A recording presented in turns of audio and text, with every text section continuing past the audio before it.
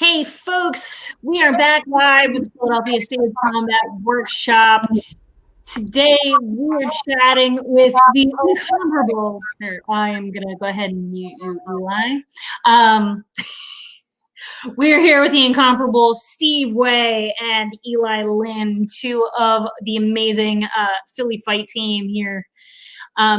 They have been helping out and working with folks like me and Ian and Oliver and Jax and all of the Philly team for quite some time. They're both amazing teachers in their own right. And in fact, like just as an example, Eli is also a certified intimacy director, right? Yes. Yeah. I just want to make sure I got that right. Cool. So the amount of experience and know-how and everything that they have between them is freaking phenomenal. And so they are actually going to help us out with a bit of a workshop 101 primer. If you've never been to a regional workshop before, or if you aren't sure that if stage combat is something for you, because you've got no experience and you don't know if you really want to jump into something, yada, yada, yada. They're going to give you some of the absolute basics to just at least get you started so that you feel comfortable to jump into the fun this weekend. Register for a student at this website ASAP so you can have first crack, maybe not first crack at this point, but like you can get in on the class side of it ASAP. All right. After the fact, after this live stream is done, because right now, if you're tuning in live, you can ask questions live, okay, and we can answer them live. But if you tune in after the fact or your question didn't get answered, you can always shoot us an email. All right, let us know what you mean. For each of these live streams, I keep trying to see if we can do this. Can we get this hashtag going? I know, it's silly, it's stupid. But like the SDS started October, we're ending October. October is just sandwiched in this awesome sword stage combat kind of realm. But worst comes to worst, let us know how excited you are about this weekend's workshop, all right? So for that matter, before we get into the workshop primer, Eli, Yes. Eli is also one of our instructors for this. I am, in fact, one of your instructors. So one of the things, as I've been talking to some of the various instructors that we've gotten a chance to talk to on these live streams, I've actually been asking them to tell us a bit about your classes that you're teaching with us. I would love nothing more. So I'm doing classes. My first class is Virtual Intimacy 101. This is just a basic breakdown of intimacy as it relates to the stage. As Terry mentioned, I'm a certified intimacy director with intimacy directors and coordinators. And now in this weird COVID time, a lot of stuff has moved online. But intimacy directors are still needed, but our jobs have expanded to all sorts of it's a brave new world. So this is covering the basics of intimacy and sort of touching on some of the new things that might be coming up as we're doing things via Zoom. Virtual Intimacy 101. The next class I'm going to be teaching is called Stupid Knife Tricks, which is pretty self-explanatory. Yeah, I thought of it because, you know, I watched Game of Thrones like everybody else did, and Arya does all this knife flipping, and in The Winter Soldier, there's some knife flipping. Yeah, and everyone always thinks, oh, cool, knife flipping. But it's a stupid idea. It's a terrible idea. But it looks really cool. But you never get to do it on stage because it's a stupid idea. But I just wanted to teach it. I come from a juggling background too, so a lot of it is like juggling flair, but with sharp things. So it's going to be exactly what it sounds like. It's going to be learning to do stupid things with knives and how to fit those into more reasonable combinations of things. Yeah, so all you need for that is if you have like a rubber knife, or you can make yourself one, like I did out of this yardstick that I got at Lowe's for 88 cents. Or some bananas that you're prepared to destroy, or, you know, whatever you got kicking around. So those are my two classes, Intimacy 101 and Stupid Knife Tricks. I feel like there's a comedy fight already just kind of inserted in there anyway. Yeah. crazy. My partner keeps walking in on me in our room, and I'm like, oh, what if we do this? Oh, what if I do this? And I like drop the knife 6 times, and she walks in, and I'm like throwing the knife all over the room. So it's gonna be great. I think what I want to see is an absolutely dead serious knife fight, a la like Captain America and Winter Soldier, that kind of thing. But instead of knives, they have bananas. When I reveal the secrets behind these knife tricks, it's going to be as dumb as though they were bananas. Like, it's ridiculously simple. Oh my gosh. All right. So that needs to happen. We'll put that on the checklist. Cool. So what I'm gonna do is I'm gonna disappear, but I'm not gonna go too far away. And I'm actually gonna hand it over to Eli and Steve. So Eli and Steve, take us through Workshop Primer 101. Cool. All right. Oh, hey, Cool. Hey. wanna- Awesome to do this with you. I'm so I excited. know.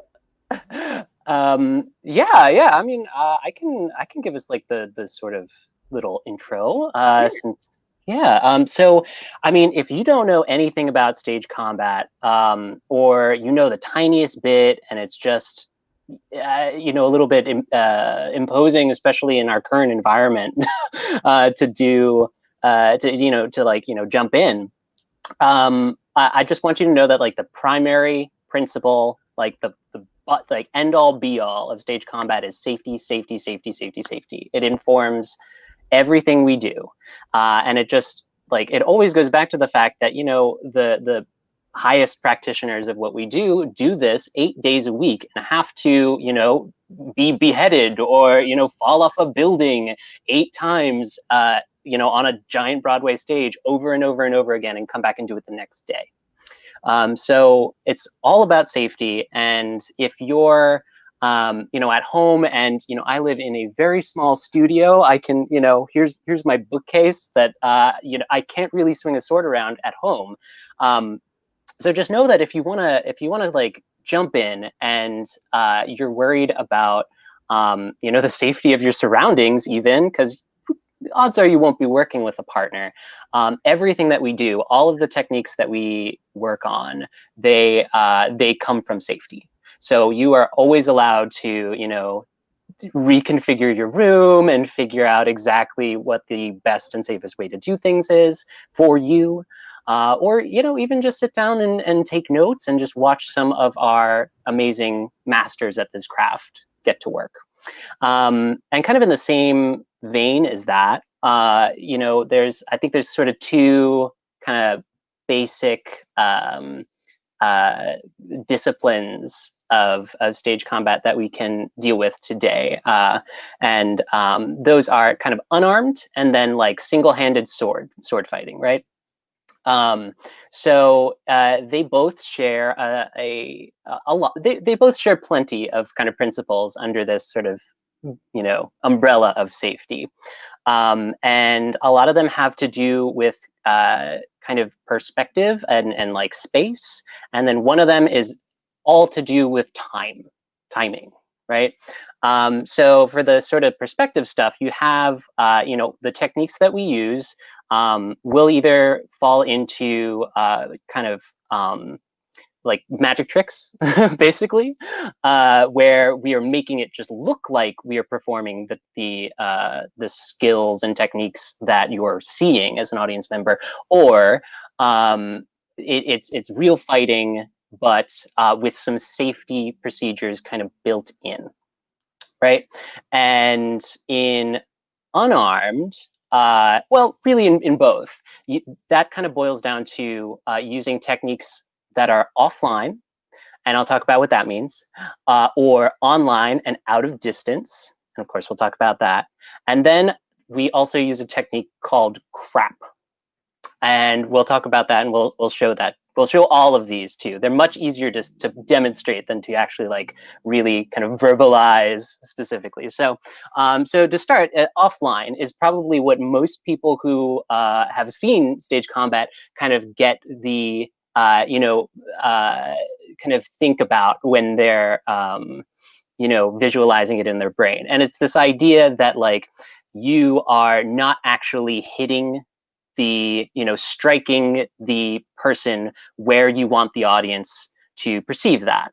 So what that means is if I have, you know, my handy dandy little prop here, which I realized this was born for this moment, like this was created specifically for this, is that, like, you know, if I'm being attacked by my wait, I will do this one. If I'm being attacked by, you know, my ghostly attacker, and I get stabbed here, and I prepare it like I've been stabbed in the chest. Oh god.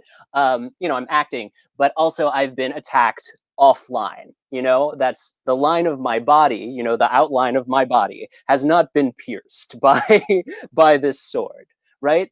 But I would probably show it to you more like that, right?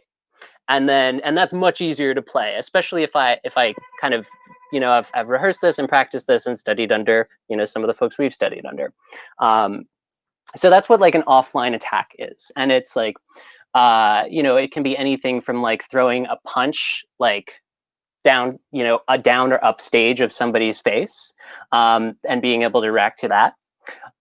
Or it can be getting stabbed with a sword. It covers everything. We use offline techniques in everything.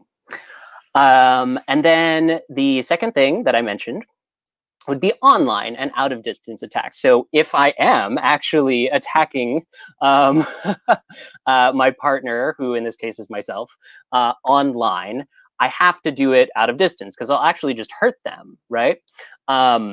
If I don't.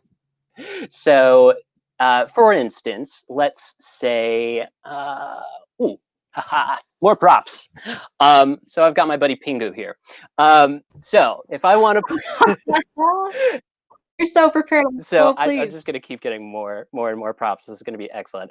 So if I want to punch Pingu in the face, right? And you know, let's say, yeah, like I've got Pingu in a headlock, and I want to punch him in the face. I can't smush my knuckles into his face, right?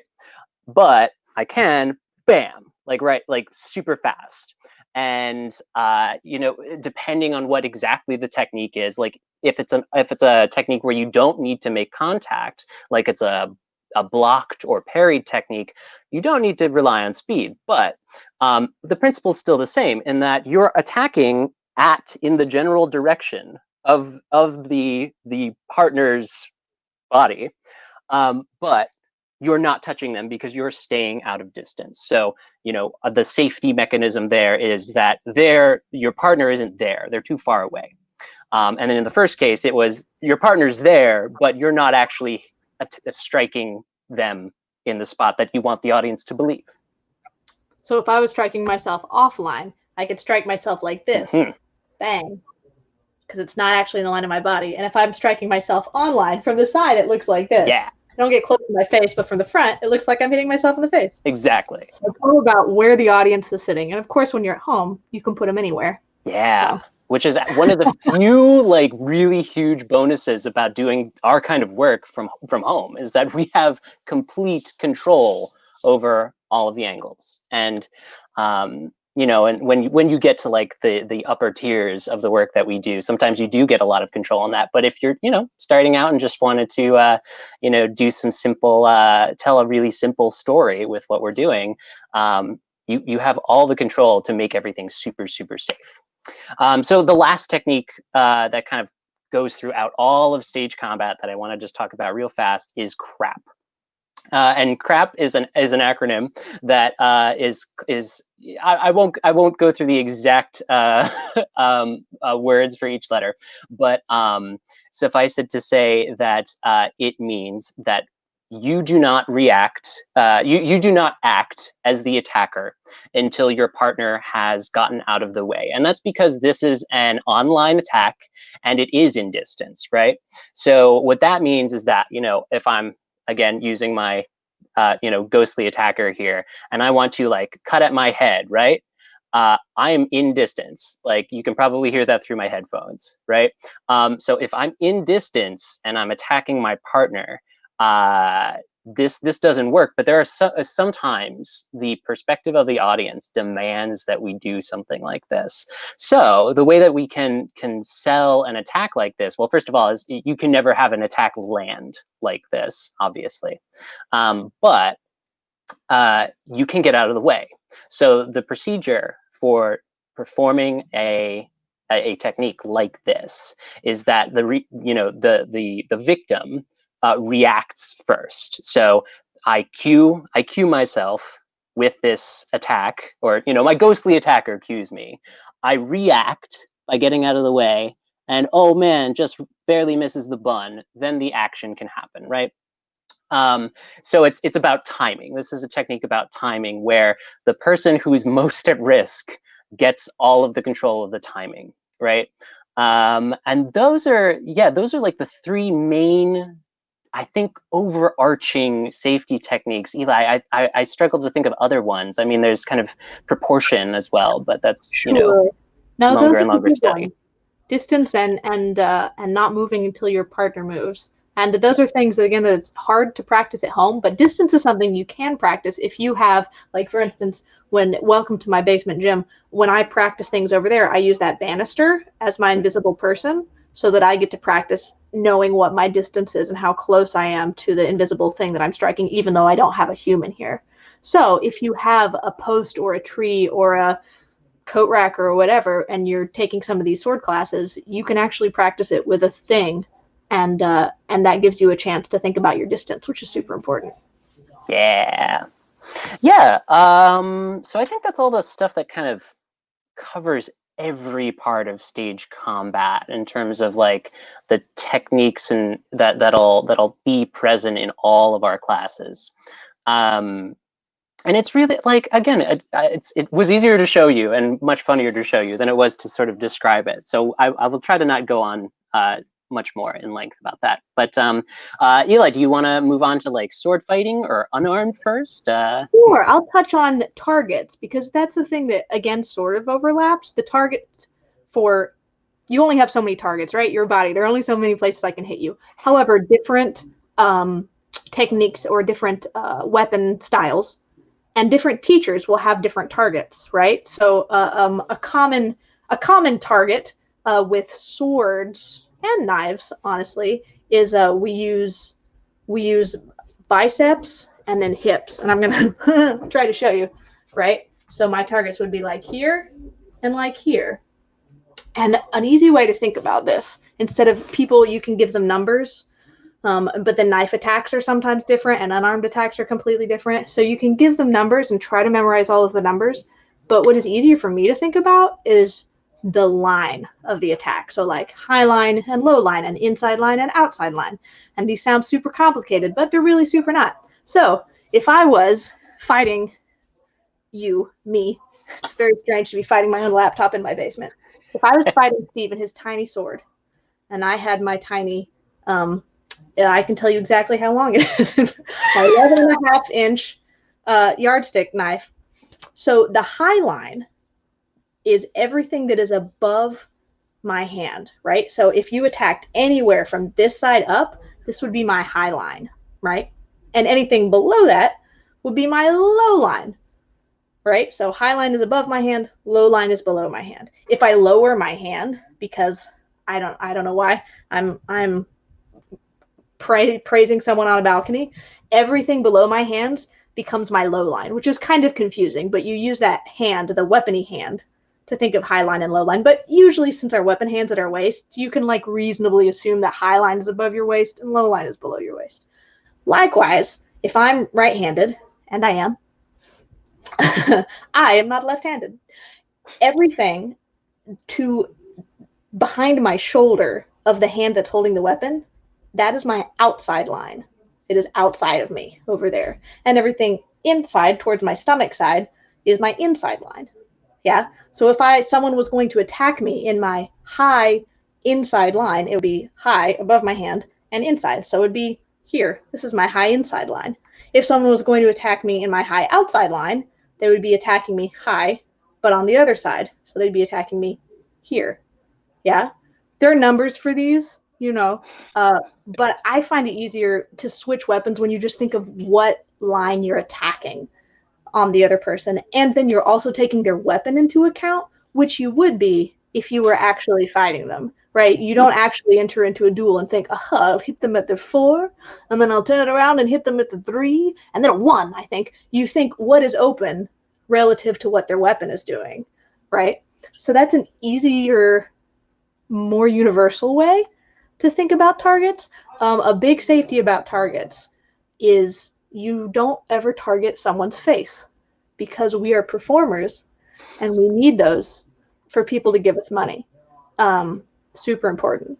So targets are always going to be below the head. There's some unarmed things that are going to be up here where your head would be, but like Steve said earlier, they're going to rely on being very far away from me, or me getting out of the way before the person fills that space, right? With a sword, we never point at someone's face, because that's an expensive thing to fix. So that's kind of my blurb about high line, low line, inside line, outside line, target. Target is just a fancy martial word for the thing I'm trying to hit. Yeah. My target is what I'm trying to, it's my objective if I'm thinking from an acting standpoint, right? Mm-hmm. Cool. Let me think if there's anything. So do you want to talk a little bit about like? Yeah, let's talk about sword specific things. Talk about how we hold that little. If you can demonstrate on that Wii thing how to hold a sword correctly, I would be happy to try. So the good news about like, holding a sword, if you've never held a sword before, is that, historically all around the world, within our organization, our various organizations, it shifts a lot, from dojo to dojo, or even just from one person in one moment to the next. So don't, if you're having a little bit of trouble as you want to, start, dipping into this, figuring out exactly what is totally the correct way to hold a sword. Don't sweat it too much. It moves around a lot. But we do have some favorites, especially here in Philadelphia with our Philadelphia Stage Combat Workshop. And I will do my best to demonstrate on my Wii sword here. So you see the little guard here, right? So the guard is the part that protects your hand. So if my hands were tiny, tiny, tiny, I would be able to fit it in underneath this guard. And then if somebody's attacking, like cutting at the sword, my hand would be pretty protected by the angles of how they're attacking me, because they're going to attack me from like way out here. So I fit my hand in under there, obviously, and around what is very clearly a little grip. And then I want to put my thumb all the way up against the guard. So the guard has a lot of different parts to it, but basically you want to get your thumb all the way up in pretty much as far as it'll go. And then you're able to wrap your fingers around the grip. Now, Eli, do you want to talk about, relative to like the sword, how I want to hold it? I would love to. I should have brought down, because I'm a big sword nerd, and if you're one of us, you're going to be one real fast. I have a bunch of swords up in my room, but also all of my other roommates are also doing live streams of things tonight. So I brought this handy stick of wood to demonstrate relative sword terms. And if you're taking this, you may not have a bunch of swords in your room. You might spend your money on more useful things. But you can also use sticks of wood or yardsticks, or I have some garden stakes over there. There's all kinds of stuff you can use as sword proxies. I have this piece of wood. So if I'm holding my single-handed whatever, let's say this is a single-handed broadsword, because it's kind of broad, right? I want to hold it like this so that you can see my tape side is facing towards the thing I'm trying to hit, right? If I'm holding my sword like this, I'm effectively spatulaing my foes in the head, which is insulting, but not lethal, right? So I want to turn it so that my true edge, my true edge is the edge that's facing the direction my knuckles are facing, because that's the direction. If I was sawing a stake or attacking a barbarian horde, my true edge would be the one towards where my knuckles are facing, My false edge is then this backside back here. The false edge. True edge, false edge, False edge is facing towards me. True edge is facing away. So all of my cutting, depending, we have some really cool classes this year with some historical African martial arts and some Asian martial arts and some martial arts that I don't know anything about. So I might be saying something that is not true for those sword styles. But in the majority of Western sword styles, unless you get really into longsword, you're mostly attacking with I'm cutting mostly with my true edge because that's my powerful side, right? If I wanted to hit someone in the head, this would not be a very effective way to do that, right? So my powerful side is my true edge. That's the side I want to cut with, and that's also the side I want to block with, right? For all of my blocks, it's like I'm punching the other sword away from me. So if Steve was attacking me with his tiny, tiny rapier, and I wanted to block it from hitting. Ooh. Oh, Terry, are you there? Or is anyone there, I suppose is the question. He's trying to hit me in the head. There we go. If I turn like this is super awkward looking, first of all. This is never going to look cool on my movie poster. And secondly, this is really weak. So if Steve hit me with a lot of oomph, he would just win. And we don't want Steve to win. So we got to turn it that way so that my true edge, I know, I'm sorry, Steve, so that my true edge is dealing with the oncoming attack. Yeah. And this is true even if this was a rapier, like the tiny rapier is what Steve is holding, or if I had a small sword, which more like a fencing sword, or saber, or any number of things, that thing holds true. This can get different when you get into longsword and when you get into like some of the more complicated stuff. And I don't know a dang thing about historical African martial arts, so I'm super excited to learn what those sword styles are like. But generally, you will hear people talking about true edge and false edge. That's what they're talking about. True edge, false edge. Yeah. Yeah. And and you know, not for nothing, but just to go back to if you do happen to be holding a sword as such, this little bit protects your knuckles. So the true edge on a sword like this is defined. So it's the one where your knuckles have to go, right? To be protected. But if if I'm using a sword like Eli's, then I guess you could just say that the not tape side is the true edge. You can just switch it around if you want. Why not? But it still means that the knuckle side is the true edge. So right. And if you're making yourself a sword at home out of random stuff, it might be helpful, especially if you have like a dowel or something round that's going to spin around in your hand, to put some tape on your true edge so that you remember which side is your imaginary slicey side.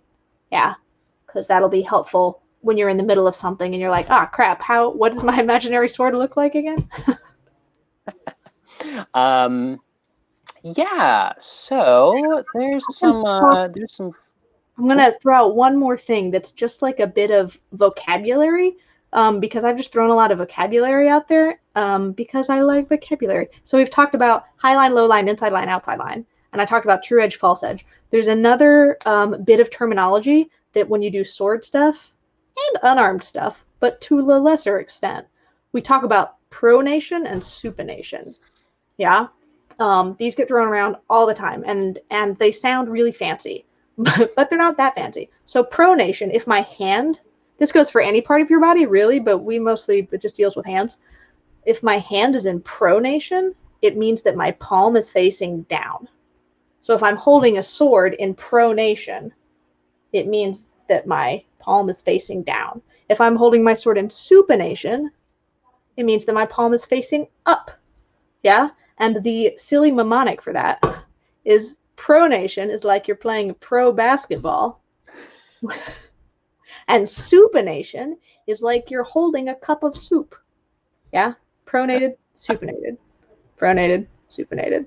So, and then you will hear people say that this is goofinated because it's neither.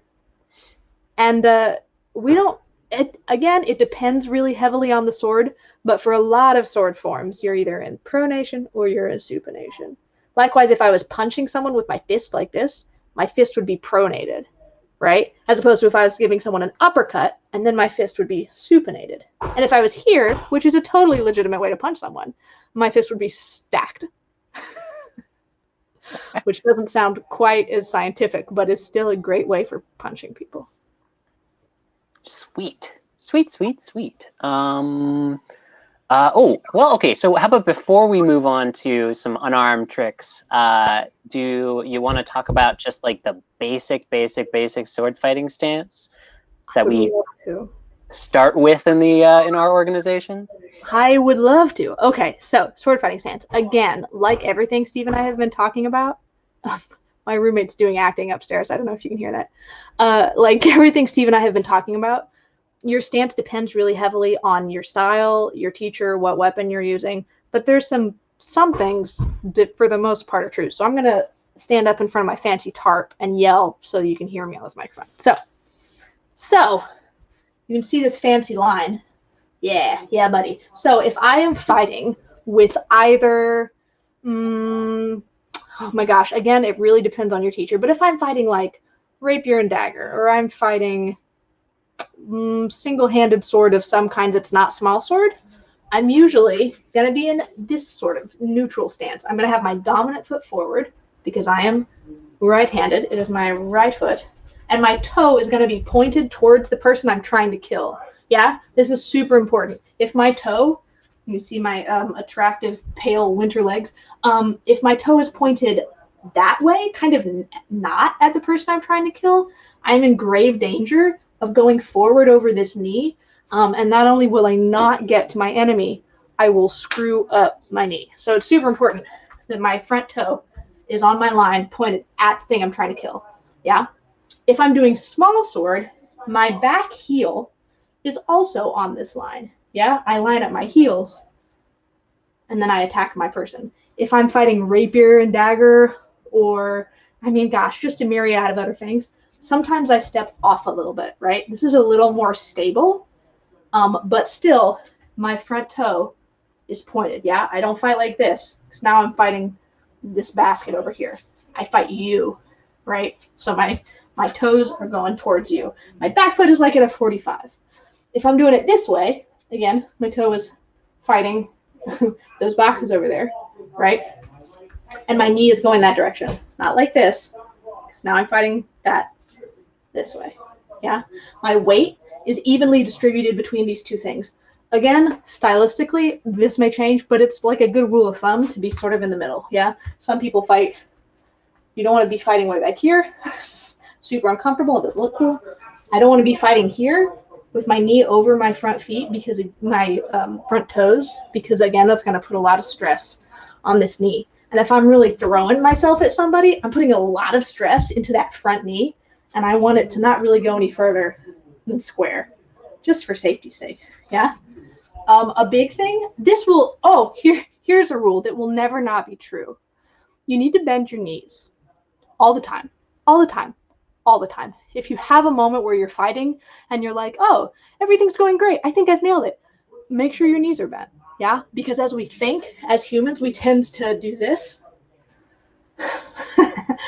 This camera is very useful for me because if I don't bend my knees, you won't see my face. Bending your knees, always, always. Whether I'm fighting small sword or long sword or, kung fu or whatever that I'm doing, my knees are bent. Here's the thing that's slightly different for unarmed. In unarmed, usually my non-dominant foot is going to be forward. This is for many reasons, but the idea is the same, yeah? My toe is facing you, right? And now we have high line, low line, outside line, inside line. Same thing, except now that's my outside, now that's my weapony side, yeah? So that's the gist of stances. When you're in your whatever little space you're in, you may have to do smaller steps, but that doesn't mean you should bend your knees less. Get in the habit of bending your knees more. Not only will you look cool, you'll fight better, and you'll get amazing quads. So there's all my sweet tips about stance. Can confirm your legs do get awesome when you do your stances properly. Awesome, cool. I think that more or less covers kind of our sortie weapony disciplines, like the real basics. So last are some more unarmed tricks. So unarmed, as you might imagine, is fighting with just what you came into this world with. Typically, what that means is that the safety mechanisms and techniques that we use are a lot less forgiving, I guess I would say. And by what I mean by that is that we can teach you to fight MMA, we can teach you Muay Thai, we can, like these things are applicable to what we do, but it's a lot harder to like really attempt like a Muay Thai style like elbow strike at somebody, doing stage combat, making it look good, and most importantly, making it safe. So a lot of what we do in Unarmed is magic. It's magic tricks, absolutely magic tricks. A couple of the things that we want to do to make Unarmed convincing are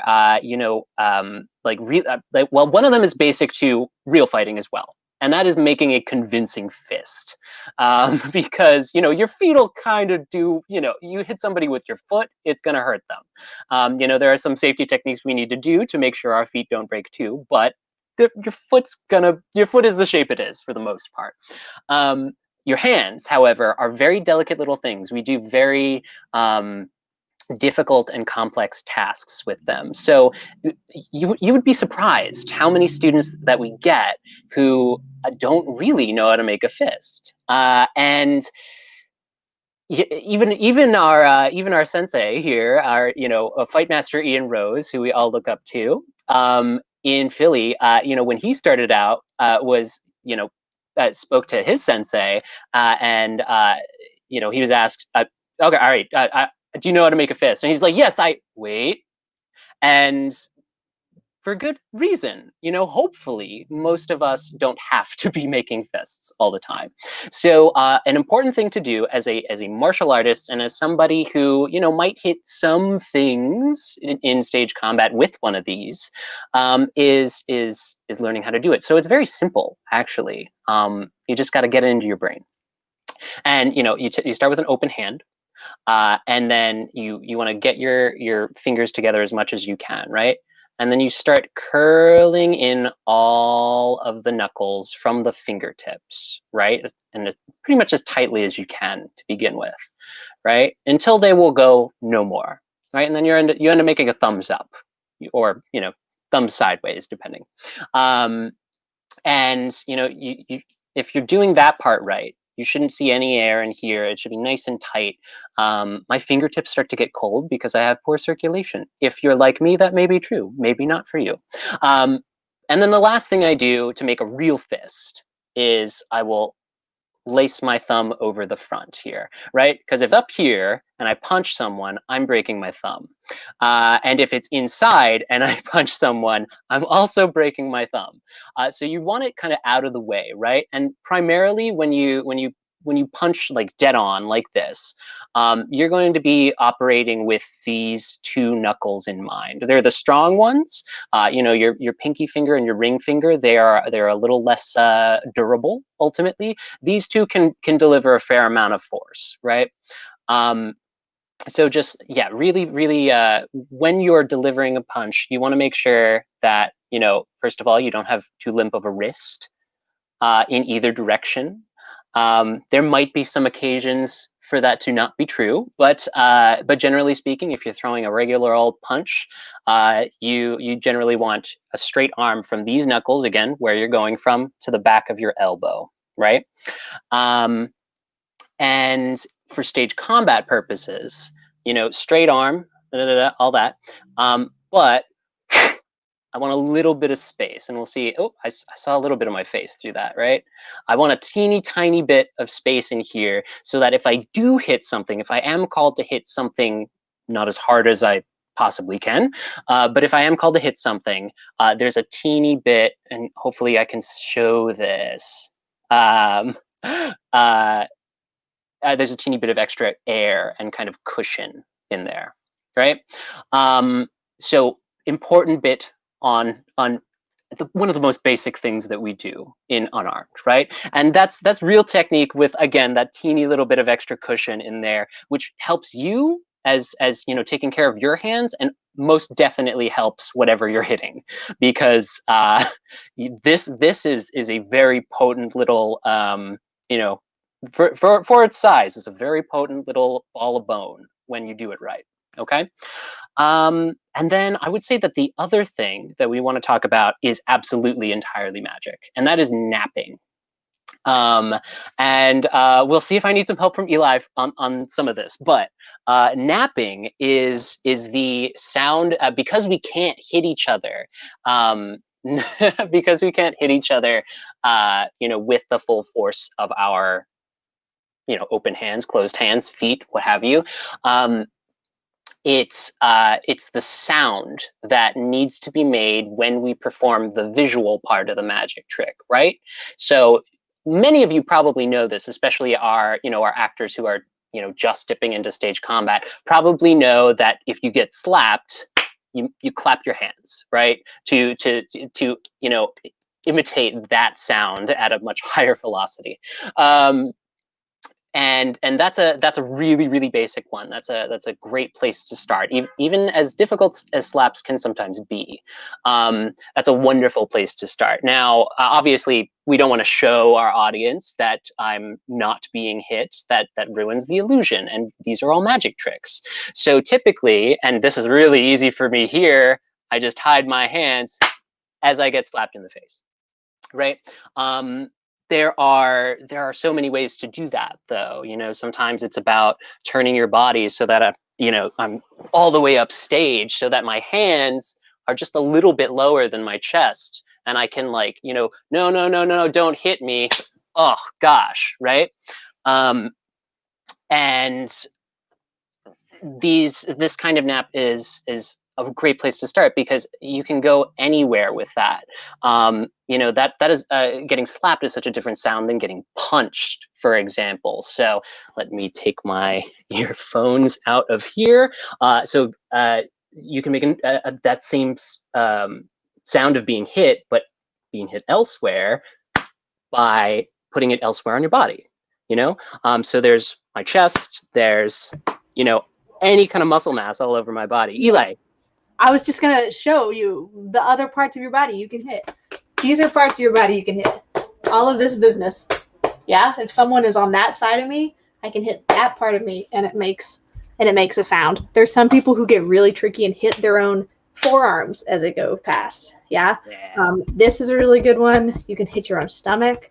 Places you don't want to hit are your own neck. Yeah. Or your own collarbone. This little part right here of your neck is known scientifically as the off button. So you don't, that's science. So you don't want to smack yourself in any of these places. Don't nap on your own face. I don't know why I should have to say that, but sometimes it happens. Don't do that.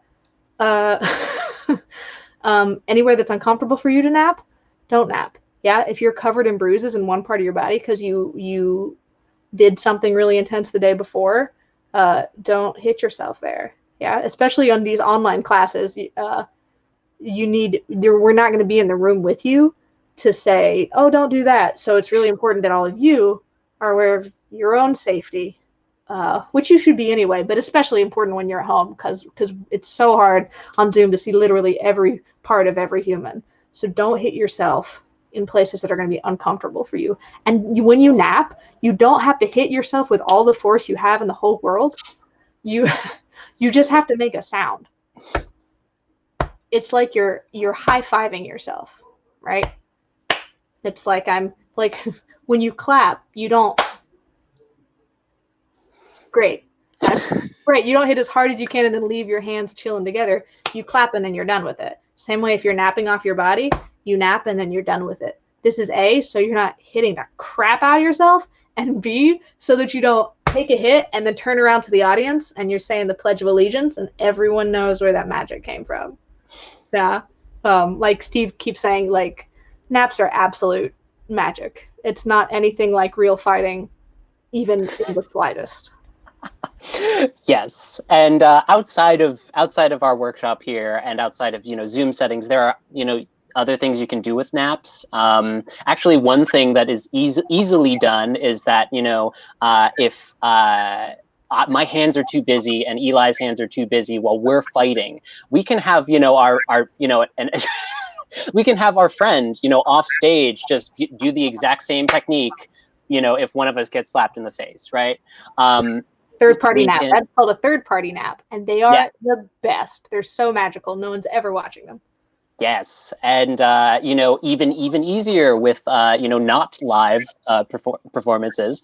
So like if it's pre-recorded, somebody can add it in post, and that's one kind of Foley work. And I can go on and on and on about naps, but you can hide them all sorts of places. You can hide them on your partner when we are able to have partners again. You can share them with your partner when we are able to have partners again. Be your greatest advocate, please, because it is so much more difficult when we can't see you at your full you in person. So please take care of yourself. Again, this all boils down to safety, safety, safety, safety, safety. And that even includes the magic. Yeah.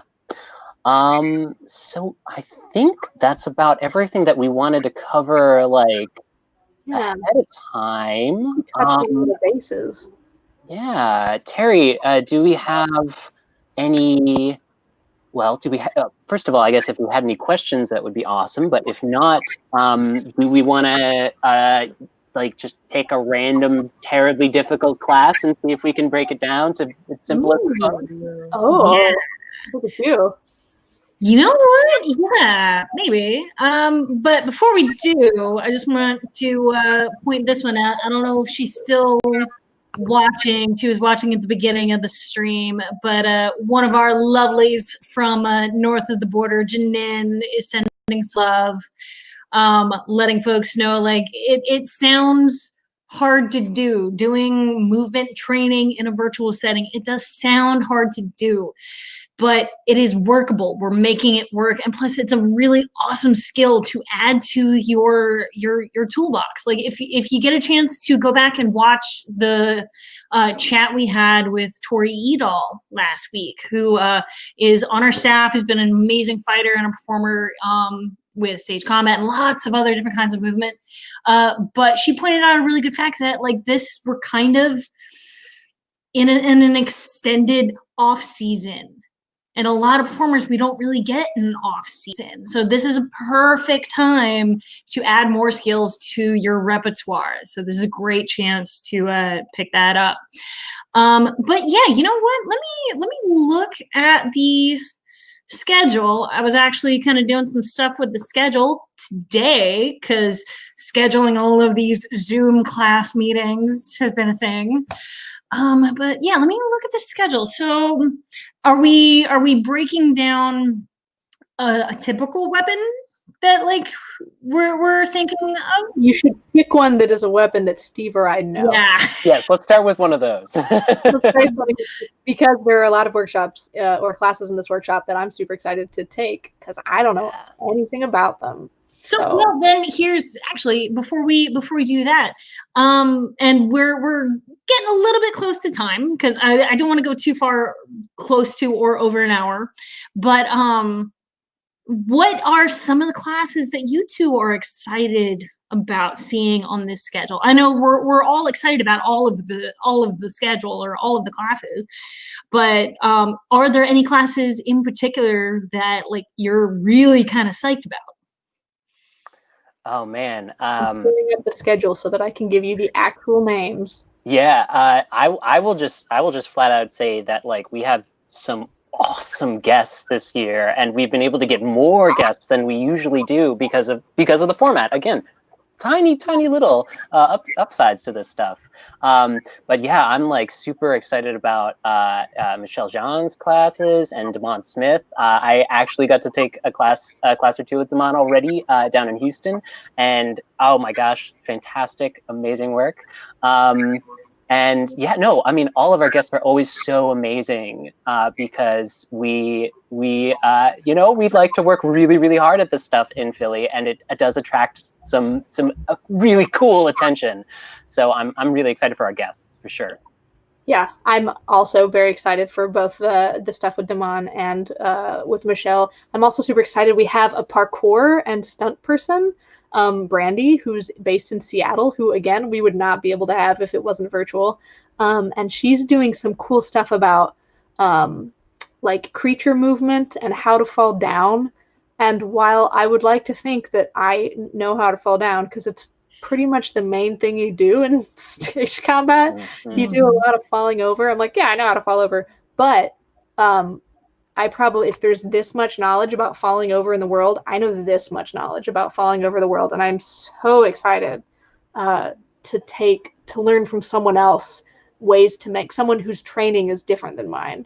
Yeah. How to use your body in a different way, because we get used to using our bodies in the way that we use our bodies. And I'm so excited to have people from other places who don't do things exactly the way we do them to make me better at things.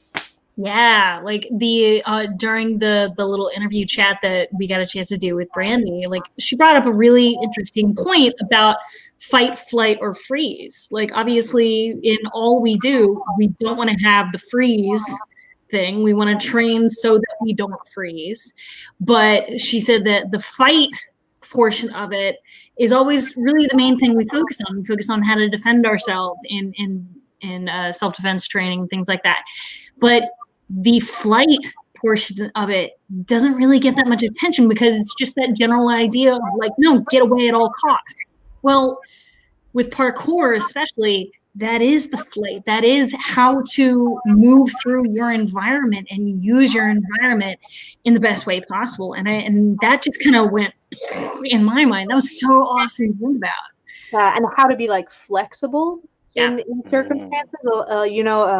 In stage, of course, we choreograph everything, so hopefully you don't need to be flexible, but accidents often happen, and something is where it's not supposed to be, or you step in a part of the stage that's different than it was the day before, or whatever it is, and to be able to safely improvise because you know how your body works in these situations where you have to avoid or whatever it is. Those skills are also, I mean, those are the ones that are really most important in a pinch, because if everything goes well, then everything goes well, but stuff goes wrong when it doesn't go well, and knowing how to deal with the situations where it's not perfect is equally important. Yeah, exactly. So before we scoot out of here, there's two other questions that I have for you two. First one being, since you both have been a part of the workshop for quite some time now, I'm sure we all have various memories of workshops past. Like, can you think of, doesn't have to be your absolute favorite moment, but what is one of your favorite moments from a past workshop, from a past Philly cheesesteak? One of my favorite moments was actually the first time I was ever going to work at the cheesesteak or be at the cheesesteak. So I didn't know the space, and this was when we were in UArts building. And so I didn't know the space, but I was assisting. And Jeff Moorhead was also assisting. And I got there and I was like, oh, I need a tour. And Jeff was like, get on my back. And so I jumped onto Jeff's back. And there were a lot of stairs in this building. Jeff carried me on his back for a tour. And we like ran down the hallways making a lot of noise. We like tore through the whole UArts building, him giving me a tour of all these spaces. And there were some instructors in some of the rooms, like actually like, oh, looking at the rooms. And we like tore in and we're like, this is this space. And then tore back out again. So that as my introduction to the Philly cheesesteak workshop was a pretty good memory. Yeah. And for those who weren't with us for any of the years that we were at the Gershwin Y with University of the Arts, the main space that we use is on the 3rd floor. It's a lot of stairs. I can't believe that. Jeff carried me for so long. There's another one across the street too. Oh my God. What about you, Steve? What is one of your favorite memories, you think? I think one of the things that sticks out to me is I think it was 2 years ago, I want to say, that we had Casey Hudecki.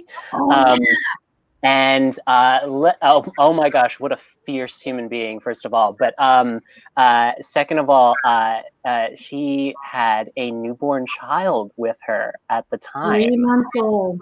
Yeah. So, had to be with her most of the time. And she didn't let fighting stop her necessarily from I'm hanging out with this wee one, and it was just amazing because some of the work she was doing was not like she was doing a sword and shield workshop with the baby strapped to the front of her, and the baby was like out cold, completely asleep, totally relaxed. It was amazing and beautiful to see, like so outstanding. It's just one of those things that makes me think like the community here that we make is just so cool. Yep. I remember one of the classes she was teaching that year. She was teaching a small sword class, and of course, with small sword, I think Steve, you remember exactly what I'm about to talk about. With small sword, for those who aren't familiar, small sword, the targets for small sword tend to be a lot more constricted. Like whereas with single sword and things like that, the targets are like out here or out here. Well, with small sword, you often want the targets to be a little bit more in and consolidated. Well, she was teaching this class with her baby in a sling on the front of her body. So she actually made the reference like, don't attack my targets, attack Charlie's targets. So imagine your partner has a baby on their Man, that baby's gonna grow to be so cool. Yeah, it's gonna be the coolest. Yeah, and that is actually her second child. Both of those kids. She's so cool. Yeah, she's cool. A fight director. Actually, I believe Fight Master now. Yeah. Is she? Yeah, I think her and Larissa Janacek, I think they are the two female fight masters up in Fight Directors Canada right now. Amazing. So yeah, I'm so psyched for them. So last but not least, the other question I've been asking kind of everyone who's come on this, we're all kind of adapting and working in different ways, and some of us have different projects going on during the times of COVID, whether it's working on projects of your own or goals of your own, or just kind of how you're trying to like operate day to day. So what is up with you two right now during the times of COVID, living in the time of COVID?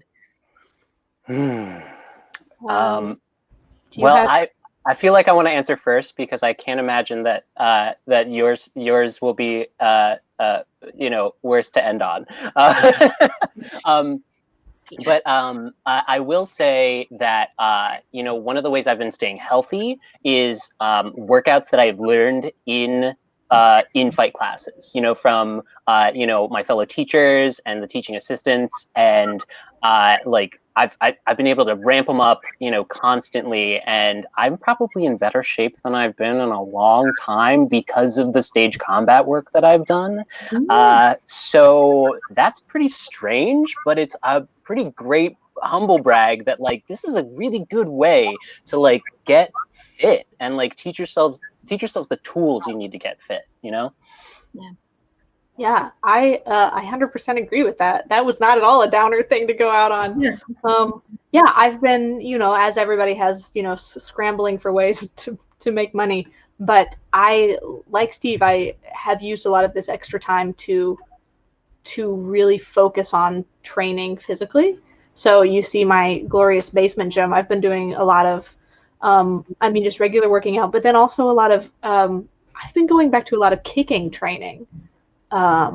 Because martial arts training is one of those things that I'll do for spurts of time, and then I'll move, and then I won't have a dojo anymore, and then I won't do it for another years or whatever.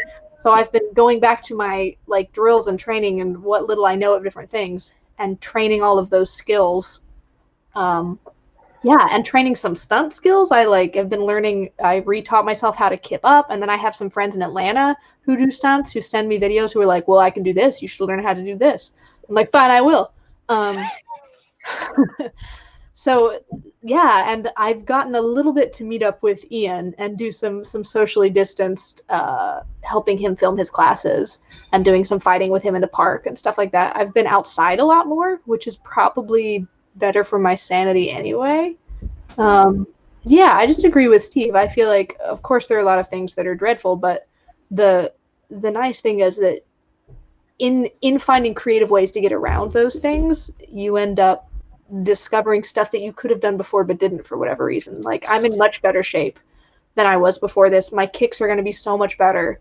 You know, like my core strength is going to be a lot better. All of these little things that I just overlooked for so long are going to be better because now I have time to focus on them. And now I have time to reach out to other people in my community who are far flung and learn from them. So like I'm also taking a bunch of classes in this format because now I have time. So nice. Yeah, and there are so many classes being offered kind of all over the place. Like I know Sam Egley has been doing a lot of stuff with Humble Warrior and the folks who ran the Social Distance Showdown earlier this month. Sam's been doing classes literally every season. Sam kind of has been. I just finished one called How to Film Fights That Don't Suck, and I filmed a fight in the park, and it was awesome. So yeah, that was the one with Jax, right? The backpack. Yeah. Oh, that looks so good. Cool stuff. Yeah, it did. Oof. So yeah, thank you to so much for jumping on and doing this. So much really good information. And for those who may not know, because I know we haven't really been throwing this out there a lot, those who've been to prior workshops, especially the last like 2-3 years, you'll know that God, the way this camera flips things. Anyways, Steve here has been kind of one of the consistent, really amazing kind of folks that have kept my brain sane during the coordination times of this stuff. And Eli is the one who freaking designed the website. Eli has been designing like the yes, there we go. That logo. The logos for the last what, 4 or 5 years. Oh my gosh. Like these two have been such a freaking integral part of the way this workshop runs. And especially this year in a virtual format, I really could not be doing this. We really could not be doing this workshop without these two. I can't even stress that enough. It really has been kind of like it takes a village to make something go. Or I don't want to say raise a child, because are we saying the workshop is a child? Very violent child. It is a very violent child. Aren't we all? Exactly. But it really kind of is that community coming together to put something out into the world, and it has been a freaking honor getting a chance to work with these two. So thank you so much for jumping on this live stream and for your help with everything that you've been doing. If you sign up as a student with the Philadelphia Stage Combat Workshop, do it. By the way, do it. Tell your friends. Exactly. You will see Eli as one of our instructors. We talked about, if you go back and rewatch the beginning of this live stream, you'll see Eli talk a bit about what the classes that they are teaching this weekend are. And you may be seeing Steve here or there helping to monitor and run some of the Zoom classes. So yeah, you'll get a chance to chat and see a lot of us. If you have any questions, feel free to shoot us an email. Let us know what's going on. If there's something that we didn't answer or we didn't go over, we are more than happy to point in the right direction or let us know. Wait. Like, let's do here. It's like connecting. No, we got to complete the circuit. Steve. Oh, wait. Okay. Wait. Yeah. I think that's close enough. Now we transform into Voltron. Oh, yeah. My powers combined. So once again, the hashtags, if we can get these going, I don't even know if this is going to get going. Swordtober, Hashtag CW 2020. Sign up as a student. Get your butt on this. This week is the last week. This weekend is the workshop. All right. Class signups will close on Friday nights. So make sure you get in on this. All right. And we gotta add swords out here too. There you go. I have swords in all the rooms just in case. Yeah. This freaking geeks that we are, and I love it. All right. And you know what? Actually, Eli, that actually looks like if you get a chance to look at the live stream we did last night with Michelle. double sword. That looks like the swords that she was using and that she's going to be using in the double sword class on Sunday. So excited. Who knows? Maybe Eli. Maybe I'll have you. I'll see if you can be the moderator, monitor for that class. So, anyways, all right. So once again, folks, thank you so much for tuning in. Don't forget to register as a student. Go back and rewatch this live stream if there's anything you might have missed. If you have any questions, shoot us an email. And I believe that's all we can do, folks. This was our last live stream up until the workshop starts. Oh, we killed it. Yeah, so keep an eye on the Facebook page. We're going to throw in lots of more information. We've got vendor spotlights that we're going to throw up in the next couple of days on like who's going to be vending with us. Exciting thing that I've been kind of letting everyone know periodically as I talk to them on here. I figured since Saturday is Halloween, guess what vendor I managed to get? Gravity and Momentum. Who is a blood. Yeah, so we're gonna have Greg from Gravity and Momentum with us on Saturday night, and who knows, maybe like if you register for a student, you get to know what kind of fun hangout stuff we're gonna do Saturday night. 'Cause Saturday night is usually our pub night, and it's Halloween, and it's an extended night because daylight savings. Right, we get an extra hour. Exactly, extra hour to just hang out and be crazy. Exactly. So, alrighty, folks. Once again, thank you for tuning in, and we hope to see you this weekend, Saturday morning. Make sure you get your registration in. All right.